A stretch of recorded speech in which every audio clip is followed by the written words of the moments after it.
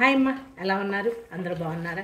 రండి, బీరకాయ శనగపప్పు మసాలా కూర చేసుకుందాం. ఈ బీరకాయ ముక్కల్ని ఉప్పు కారంతో పిసుకుదాం.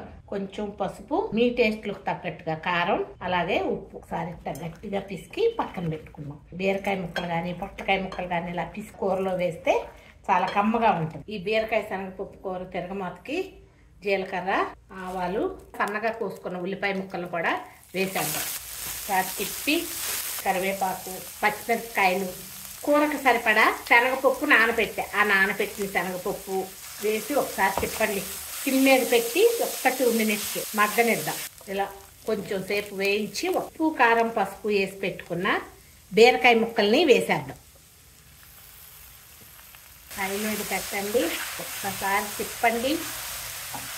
గిన్నె కడిగిన నీళ్ళు అంటాం కదా, చాలా కొన్ని నీళ్లు చిలకరిచ్చినట్టు అట్లా నీళ్లు పోసి